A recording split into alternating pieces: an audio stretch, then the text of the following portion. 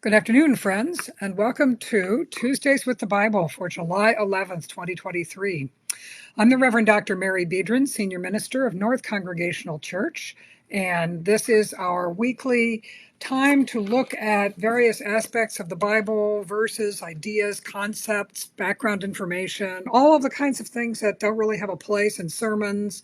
Something you might get if you were in a Bible study group that instead of looking at specific verses, really looked at the Bible both as a whole and also as a collection of different books and a collection of different genres.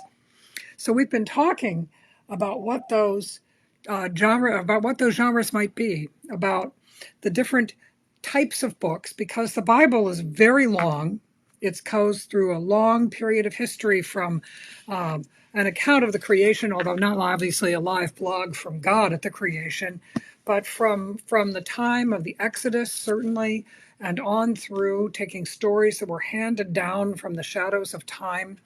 And these stories are given not just for entertainment purposes, but to really discuss a relationship between God and people, to begin to outline how the world could be made and be declared completely good, and yet we could go wrong, to tell the long story of God's constant seeking and even pursuit of God's own people in order to bring them back to oneness, atonement, at one-ment with God, so that they may live in the fullness of life that God has always intended for all of God's children. So we've been through the prophets, we've been through the books of wisdom, we've been through the books of poetry, we've been through the history books, we've been through so many others, and now we come to the New Testament, to the Christian Bible, the Christian portion of the Bible, as opposed to the Hebrew portion of the Bible. And we come to four books that are unique, not just in their own context of the Bible, but really in the context of human literature, and they are the Gospels. So we have four Gospels. There are a lot more Gospels. I have a whole book with other Gospels. The Gospels that we have are taken from decisions made at the Council of Nicaea to establish a canon for the Bible, for the New Testament, and taking the accounts that had been preserved and cared for by the communities to which they were given over a period of time. And unlike choices that were made in creating the canon of the Hebrew Bible, where stories were conflated, so you would look at the creation story, there's two different versions of the creation of humanity. There's two or maybe three different versions of the animals taken on Noah's Ark. And there are a number of other places like that. I had a professor who called those the fractures of Genesis. Those come from stories being handed down and then collated, put together. So the Abraham stories from the south and the Lot stories from the north are merged together into one narrative, even though they come from several different traditions. So the thing about the Gospels is the decision was made with Matthew, Mark, Luke, and John not to try to merge them, to acknowledge that they are four separate accounts and they are different. And I have to tell you this, I really have to remind you this, you cannot square them up with each other. You cannot make them into one story without violating one or another of the Gospels, John in particular, because they come from different periods of time in the history of the early church. They come from different traditions throughout the Judea, throughout the land where the things first occurred.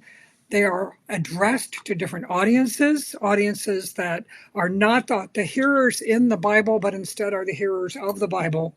And finally, they each have their own character. They're not like Exodus or Genesis, stories that have been handed down and told all by one person. They are instead four separate stories told by four separate people. And we're going to find this to be true, and maybe even truer when we get to the epistles, to the works of the letters of Paul. But in the Gospels, what we have are these persuasive descriptions. They are not just stories of Jesus. They're not just nice literary inventions that have come up to create a nice story for people to listen to. They're not even what you might call a mythos. They're not like a background story. Instead, what the Gospels really are persuasive messages to enable people to hear and then believe in the story of God made human in the person of Jesus Christ.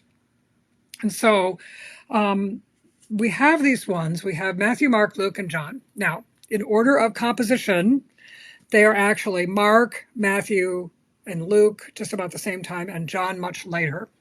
The Gospel of Mark was probably recorded in like 30 years after. This is already a long time. 30 years after the ministry of Jesus. Matthew and Luke probably 40 to 60 years, and John more than that, because it refers to the destruction of the temple. So the destruction of the temple happened in 70 AD, and therefore John is really dated to that date or older. Now just imagine if you had to have accounts of something that happened, if we were just now writing the accounts of World War II and using the stories that people had, how would that be? What would that reflect? I think the answer is that, to use that example, people who tried to tell the story of World War II 20 or 30 years after, many of the parental generation for people like me, had very specific stories about their experiences, about their belief that the world was about to be destroyed, all of those kinds of things.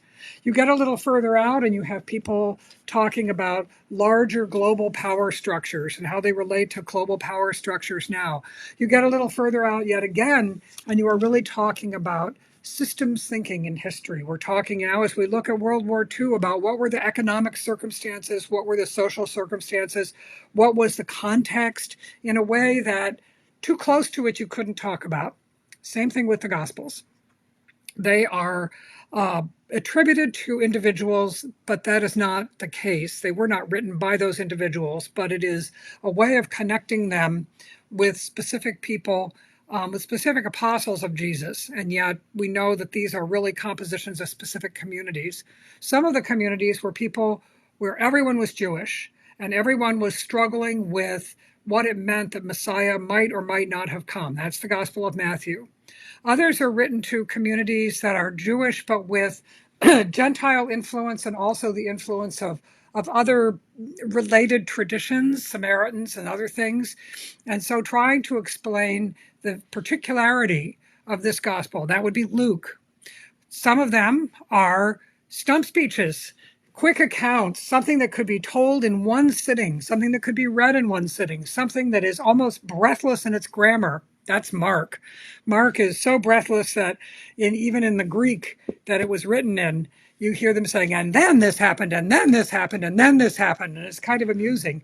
But if you look and start reading through it and see how often they say, immediately Jesus got up and went here, and Jesus went right away there. It's got an urgency, it's got a punch, because it was really a persuasive gospel speech.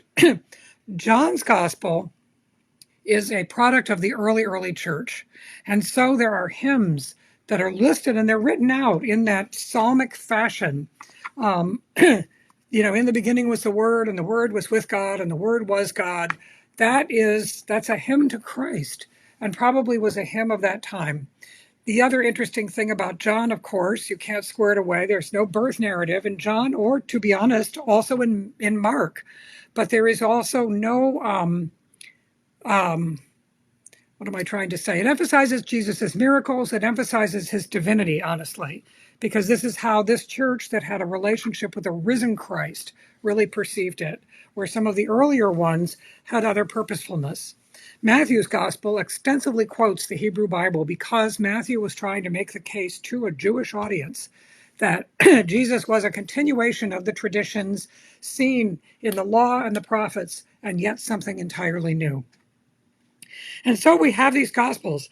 To just go a little further with that, Matthew, Mark, and Luke, while they have different emphases, while they tell some stories in different order, have many of the same stories. And many of Matthew and Luke's stories relate back to stories from Mark, and then also to another source, which is discussed in books like the Complete Gospels, that's called Q for Quelle in German, that is about how these sayings traditions came down. So a lot of the Gospels that didn't make the cut didn't make it because they were untrue, but because they were not a whole narrative of the story of Jesus. And so these Gospels have a narrative quality. These Gospels have a sayings quality, but they are gospel. They're all stories about Jesus, stories bringing those things in. Matthew, Mark, and Luke, the synoptic Gospels, that means seen with the same eye.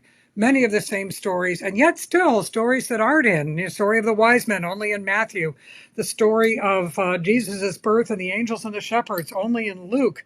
There are many, many different things. The resurrection story follows a somewhat different timeline in each of these. And so I invite you, instead of being distressed by these contradictions, to understand, once again, divinely inspired, but not divinely written. Written down by human beings, written by human beings in times that were pre-literate, in times that were semi-literate, written by human beings in ancient dialects, written down by human beings who then amended it, and then it was amended as it was copied and copied and copied. There were no copyright laws. These are stories that are shaped in order to shape us. And that is how they should be viewed. Don't try to make this into a history book. I keep saying this, but I'll keep saying it. Instead, make it into a faith narrative, a narrative about what it is that brings people to faith and how God is enlarging our faith through this narrative. So I encourage you to, if you're looking for some sort of little Bible study, is to take a little trip through these different Gospels, through the different things that they describe. Think about the ways that they are, and begin to really relate to the differences between them and the similarities among them. In the end, they all make the same conclusion, that out for love's sake, for the sake of love, God came to the world, and God transformed the world through the coming of Christ. Interestingly, the one gospel that I wish we had, it isn't in these, it isn't in the Bible, it is instead missing from us, is what was Paul's gospel? What was the stump speech that Paul gave? What was the stump speech like Mark that Paul recited that was so persuasive? We hear echoes of it in his letters, and we'll think about that next time. Not next time. Two times from now, we'll think about Acts and the narrative of the book of Acts, which has its own life. But Paul, his letters really are the very earliest writings that we have in the New Testament, despite the apparent timelines of the others.